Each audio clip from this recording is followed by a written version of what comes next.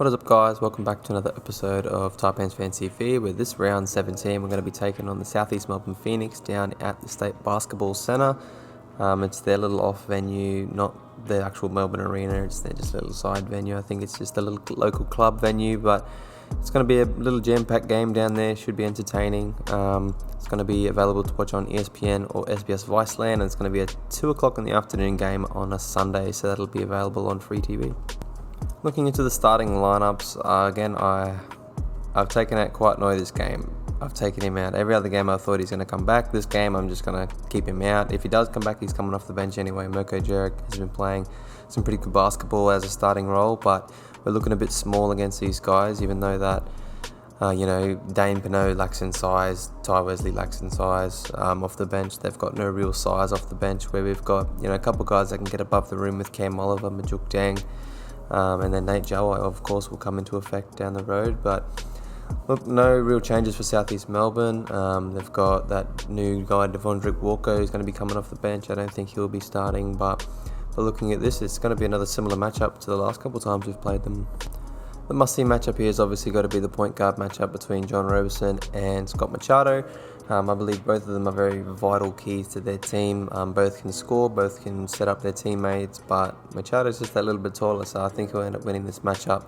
As you can see there, this season's stats are down below. Scott Machado is still leading the league in assists, while Roberson is leading the league in three-pointers made, so it's going to be an exciting game. I'm pretty sure both teams will put the ball in the hoop, and it'll be definitely fun to watch.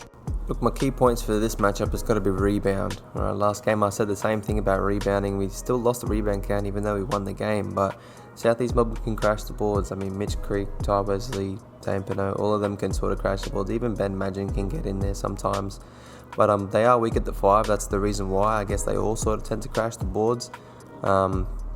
Even though we've got Cam Oliver who can sky up and grab the ball. He did a great job last game. I think he had, 13 or 15 rebounds. He did his job. He came away with the double-double, and that pretty much led us to a win. I said that in the pre-game, but this game, they are weak at the 5. Dane Pinot does have high rebounding games, but I don't see him really getting above the rim. He just gets himself in the right position. As long as we get the ball first, I mean, we should be able to take these guys out easy. Also, in saying that, with the size, we've got to use Jawai down low. He averages 8 points against these guys on 70% shooting.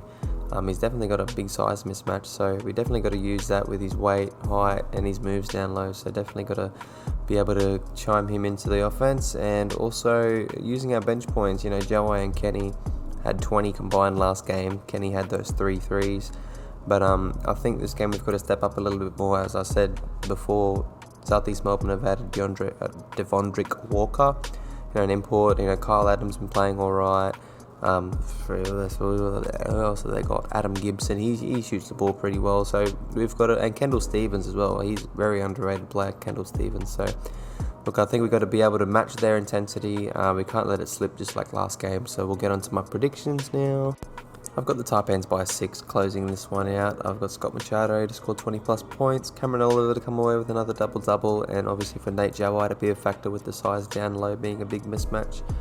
I've predicted the end score there. I haven't got one of these right yet all season, so I'm hoping I get at least one correct with the points. So 99 to 93 is what I predict for the end score.